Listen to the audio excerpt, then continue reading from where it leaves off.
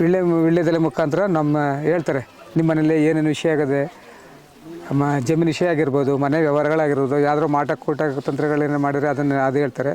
ಅದರಿಂದ ನಮಗೆ ಸ್ವಲ್ಪ ಸಮಾಧಾನ. ನೀವೇನಾದ್ರು ಹೇಳ್ಕೊತೀರಿ ಇಂಥ ಸಮಸ್ಯೆಗೆ ಬಂದಿದ್ದೀವಿ? ಇಲ್ಲ ನಾವು ಹೇಳಿಲ್ಲ, ಅವರೇ ಹೇಳ್ಬಿಡ್ತಾರೆ. ವೀಳ್ಯದೆಲೆ ಶಾಸ್ತ್ರ ಅವರೇ ಹೇಳ್ತಾರಲ್ಲ, ನಾವೇನಿದೆ ಅಂತ ಹೇಳಿಕ್ಕಿಲ್ಲ. ನಮ್ಮ ಹೆಸ್ರು ಹೇಳ್ತೀವಿ, ವೀಳ್ಯದೆಲೆ ಕೊಡ್ತೀವಿ, ಕೊಡ್ತಾ ತಕ್ಷಣ ಅವ್ರು ಹೇಳ್ತಾರೆ. ಅವ್ರು ಹೇಳ್ದಂಗೆ ಅದು ಸತ್ಯ ಆದರೆ ಸತ್ಯ ಅಂತೀವಿ, ಇಲ್ಲಾಂದರೆ ಇಲ್ಲ ಅಂತೀವಿ. ಅವ್ರು ಏನು ಹೇಳ್ತಾರೆ ಅದೆಲ್ಲ ಕರೆಕ್ಟಾಗಿ ಆಗಿರ್ತದೆ, ಸತ್ಯವಾಗಿರ್ತದೆ. ಸತ್ಯ ಬಿಟ್ಟರೆ ನೀನು ಸುಳ್ಳು ಅಂತ ಹೇಳೋದಿಲ್ಲ. ಆ ನಂಬಿಕೆ ಮೇಲೆ ರೇಣುಕಾದೇವಿ ಎಲ್ಲಮ್ಮನ ನಂಬಿಕೆ ಮೇಲೆ ಬರ್ತಾ ಇದ್ದೀವಿ ನಾವು.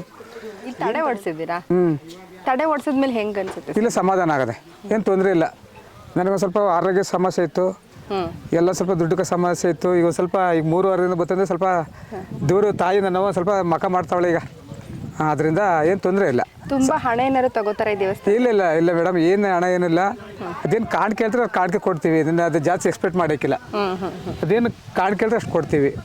ಮಾತ್ರ ಎಲ್ಲರಿಗಿಂತ ನೋಡಿದ್ರೆ ಸೂಕ್ತವಾದ ಸ್ಥಳ, ಒಳ್ಳೆಯದು. ದೇವಸ್ಥಾನಕ್ಕೆ ಭಾಳ ಖುಷಿನೂ ಆಗ್ತದೆ.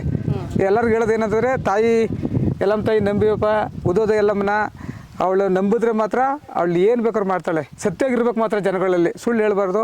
ಸತ್ತು ನಡ್ಕೊಂಡ್ರೆ ಎಲ್ಲಮ್ಮ ತಾಯಿ ನಮ್ಮನ್ನ ಪ್ರಮಾದ ಮನೆ ಕರ್ಕೊಂಡು ಹೋಗ್ತಾರೆ. ದೊಡ್ಡವರು ಭೂಲಕ್ಕದ ಕೆಂಡ ಬೂದಿ ಮುಕ್ತ ಕೆಂಡ ಅಂತ ಅವ್ರು ನಂಬಿರೋರು ಯಾರು ಕೆಟ್ಟಿಲ್ಲ. ಅವರು ಅಷ್ಟೇ, ಅವರು ಪವಿತ್ರವಾದಂಥವ್ರು. ಅವರು 12ನೇ ಶತಮಾನದಿಂದ ಬಂದಂಥ ಶರಣರುಗಳವರಲ್ಲವ.